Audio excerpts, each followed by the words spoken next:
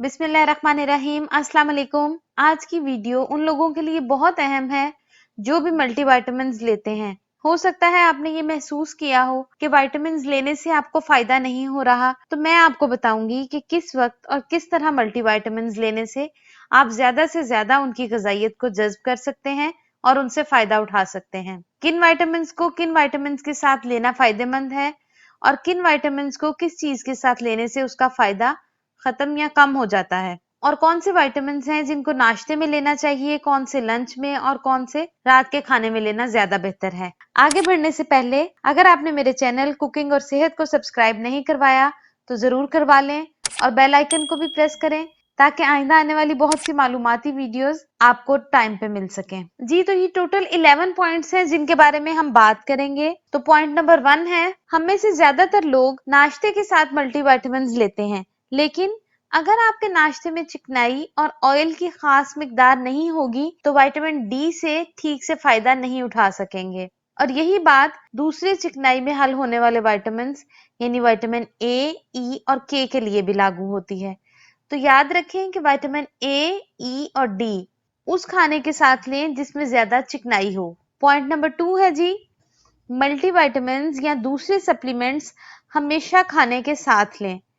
इस तरह से आपका मैदा अपसेट नहीं होगा, जो कि ऐसे सप्लीमेंट्स लेने से आमतौर पर होता है।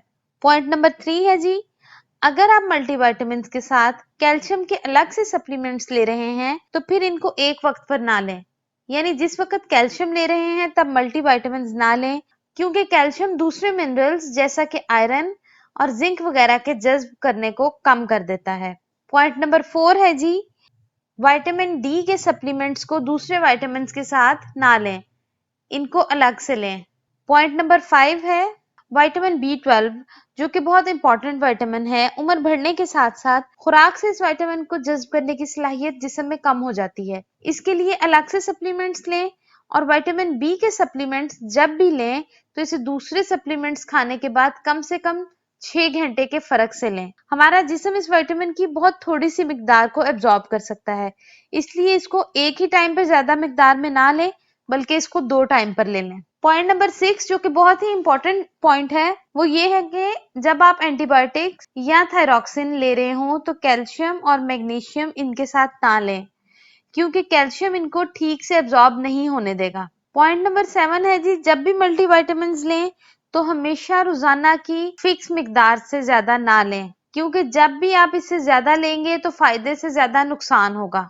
पॉइंट नंबर 8 है जी, अभी तक हमने ऐसे मुख्तलिफ विटामिन्स के बारे में जाना है जिनके लेने से दूसरे विटामिन्स या मिनरल्स जज्ब नहीं होते या उनका फायदा कम हो जाता है, लेकिन अब कुछ ऐसे कॉम्बिनेशंस के बारे में बताती हूँ आपको जिनको एक दूसरे के साथ लेना फायदेमंद है। जैसा कि विटामिन डी के सप्लीमेंट्स के साथ अगर आप कैल्शियम लेंगे तो विटामिन डी कैल्शियम के एब्जॉर्ब होने में हेल्प करता है। इसी तरह विटामिन सी जैसे लेमन और ऑरेंज आयरन के जज्ब करने को बढ़ा देता है। पॉइंट नंबर 9 है जी, नाश्ते के साथ कौन से विटामिन्स लेने चाहिए।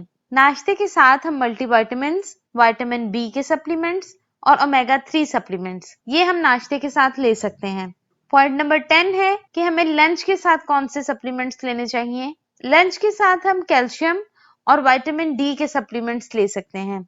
ये बात याद रखें कि कैल्शियम अकेला एब्जॉर्ब नहीं होता बॉडी में, विटामिन डी के साथ लेना इसको एब्जॉर्ब करता है। पॉइंट नंबर 11 है जी, बेड पर जाने से पहले हमें फाइबर के सप्लीमेंट्स लेने चाहिए। वीडियो पसंद आई हो तो उसको लाइक और शेयर जरूर करें। आपके वक्त का शुक्रिया।